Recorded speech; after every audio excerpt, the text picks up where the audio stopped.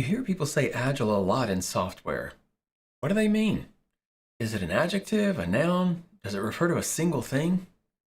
How is it that Agile at your new job looks so different from the way things were done at the last place you worked? Why did this stuff come about in the first place?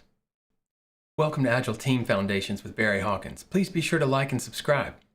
This video series is based on training that I've delivered over the years, both as a game and product development leader building teams inside of companies and as a consultant helping clients establish or evolve their approach to development process at the team level. In this episode, I'll share what Agile is, how and why it came about, and what it's meant to provide for teams. So what is Agile? You hear it all the time. We're Agile, we're doing Agile, we're an Agile shop. Or my personal favorite, we did Agile at my last place. What do each of these people mean when they say that? But even further, what did the people who created and coined the term Agile software development intend when they came up with it?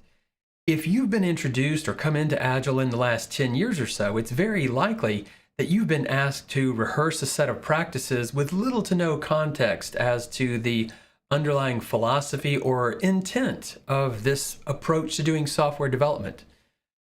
As a result, what most people experience as Agile fails to deliver on the promises, assuming that the intended promises are even understood by the people asking them to rehearse these mechanics. Agile is first and foremost a response to Waterfall. And by Waterfall, I don't mean the thing that TLC recommended that we not go chasing, but rather what is portrayed as the classical approach to software project management, particularly at scale. At the IEEE WestCon conference in Los Angeles in 1971, Dr. Winston W. Royce delivered a white paper titled Managing the Development of Large Software Systems. This white paper was based on learnings and reflections in his 9 years of being involved in various software projects, all centered around spaceflight missions. In the paper, Dr. Royce describes discrete steps in a large software project, at least as most people were describing it at that time. It begins, as you see here, with system requirements. That is, what is the overall system supposed to do? And from those complete requirements, we then derive the software requirements. That is, what is the software supposed to do in all of this? Once we have those software requirements, they're then analyzed by analysts. And the analysts then take those and hand them off for program design, where someone designs the software program without implementing anything. Once it's been fully designed, it can then be handed off for coding, and the coders code it. And once it's fully coded, it then gets handed off to testing to be tested. And since that all goes so well, we put it right into operations. And in Dr. Royce's case, we take that software, put it onto rockets, and send people into space. But the reality, Dr. Royce pointed out, was that in the process of large software projects, in these major phases, any one of them is iterating and collaborating back and forth with, at the very least, the step immediately before and after it, but oftentimes even farther beyond that. In fact, in the process of going through software in this linear fashion, you would sometimes get to the testing phase only to discover not bugs or errors in the coding, not even necessarily in the program design, but that actually the software requirements were incomplete or made naive or flawed assumptions about what the software actually needed to do. And then you were faced with whether or not to go ahead and proceed with the limited and partially capable system, or go back and revisit that entire swath of the software project. These diagrams were part of a problem elaboration statement, which took up the first half of the paper. Dr. Royce was attempting to lay out that this linear approach to software project management that so many people were espousing as the way to success was actually very naive and inherently flawed and would not result in success. The second half of the paper was dedicated to 10 key principles that Dr. Royce felt that all software projects should embrace in order to ensure success. And all 10 of those points are 100% compatible with agility and an agile approach to software development. Take this one, for example. That is a picture of Dr. Royce on the right. For some reason, what a software design is going to do is subject to wide interpretation, even after previous agreement. It is important to involve the customer in a formal way so that he has committed himself. 1971, not very inclusive language. At earlier points before final delivery, to give the contractor or implementation team free rein between requirement definition and operation is inviting trouble. What this is saying here is that the people for whom you're building the software should be involved with you throughout the process. We say what we think we're going to do, but we're going to learn a whole lot the minute we start trying to actually make it happen. And if we're connected and together and we're iterating and giving feedback, then we can use that learning with what we do with the rest of the execution of the project. So what happened? How did it get so far from those principles? Well, here's what happened. Most people stopped on the second or third page with this diagram. And they were fascinated and enamored with it because look at it. Look how pristine everything's flowing. You're running a large software project and everything's flowing in this linear fashion. In fact, it's downhill, almost like water or shit rolling down a hill like a waterfall.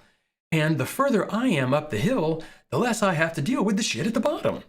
Glorious if you're at the top of a command and control hierarchy. But if you actually have to do software development and build things and make them work, it's not so great. In the early 90s, a number of software development practitioners who had been doing this for a while decided that they were fed up with Waterfall, and instead of continuing to accept it and bemoan the broken state of things, that they would instead try to come up with an approach or approaches to software development and software project management that actually fit the way that software development actually is.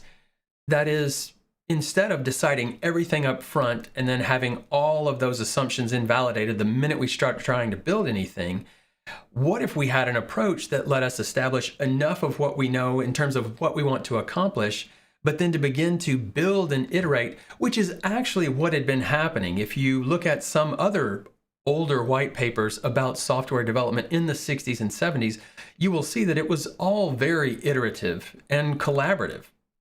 It was only when people at the top of certain hierarchies began to talk about and tout their success that these naive and flawed models began to emerge. So by the mid-90s, you actually had a few different approaches to software development and project management that were established and notably different. Scrum first appeared in 1994, XP or Extreme Programming in 1995, and there were quite a number of others.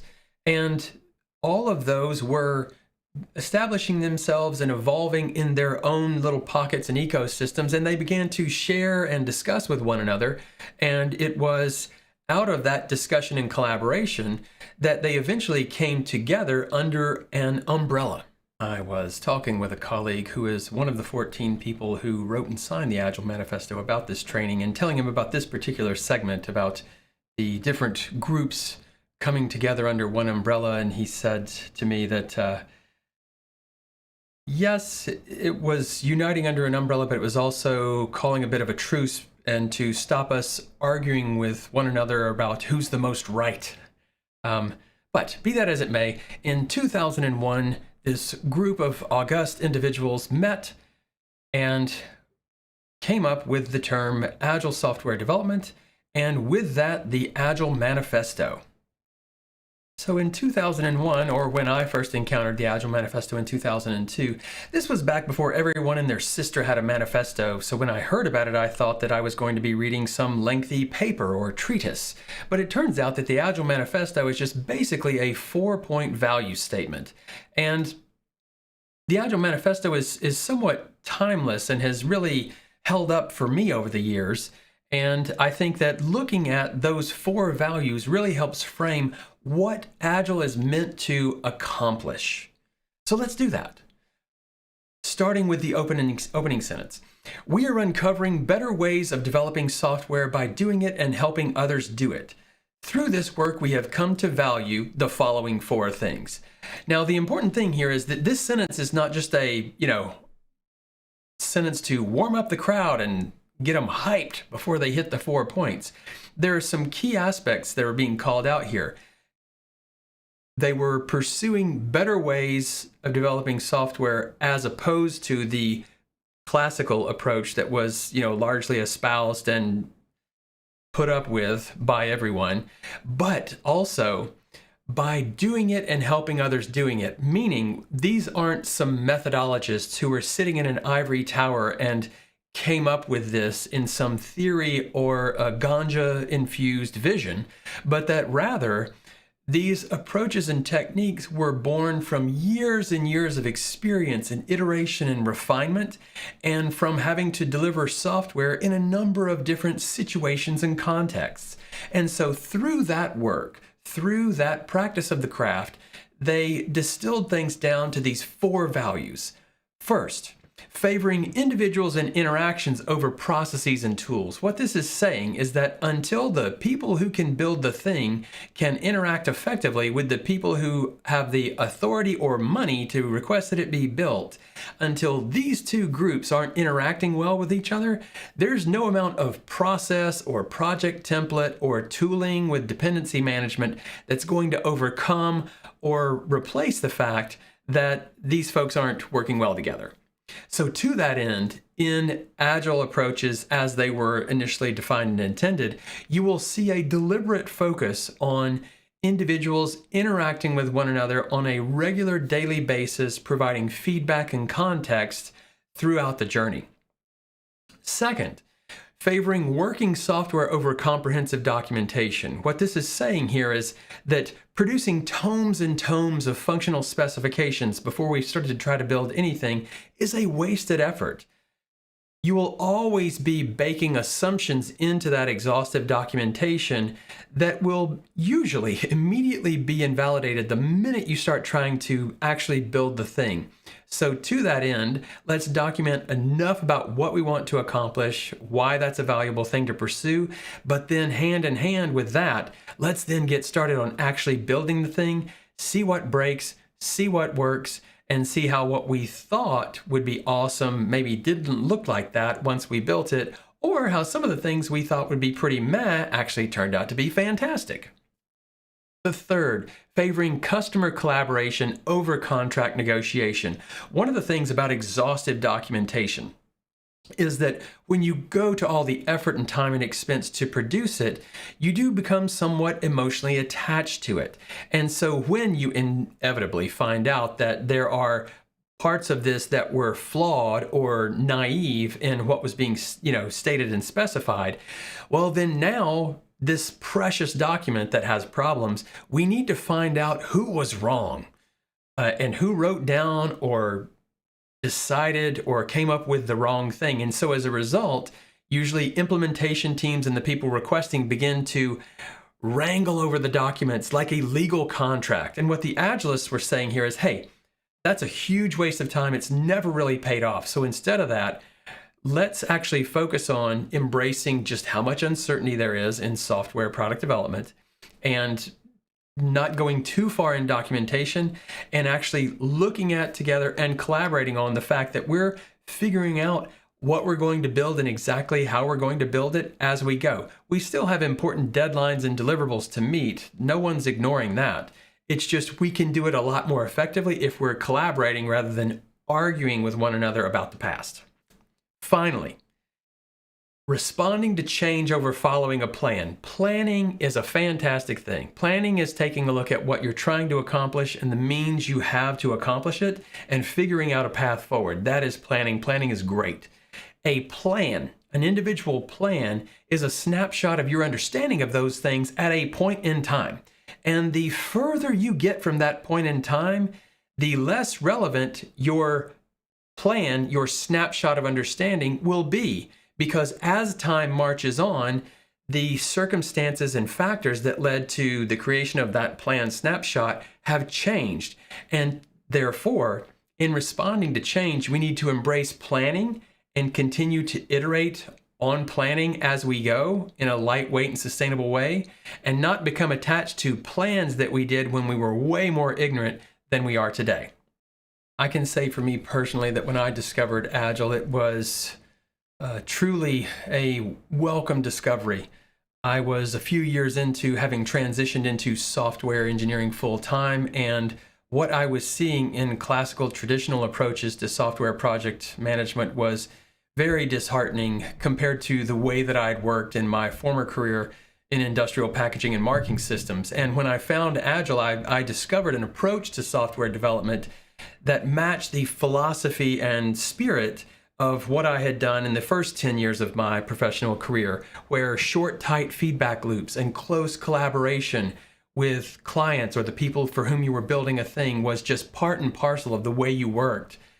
As Agile grew and expanded, and as other people joined the chorus, there was a bit of losing the way. And today it's pretty common to see something called Agile that once you look at these principles and the intended approaches, you realize that much of what people are doing is strayed pretty far from that.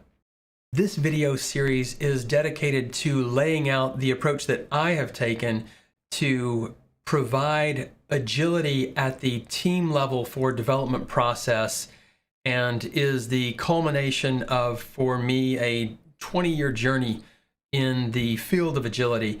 And we'll do that by looking at the intended outcomes of Agile development process, the roles that people play, the key events in Agile development cycles, also the key artifacts as well as metrics, but we'll also take a look at the underlying cultural assumptions of agility. That is, what does Agile assume to have Agile be what you hear about in the older books and talks, etc.?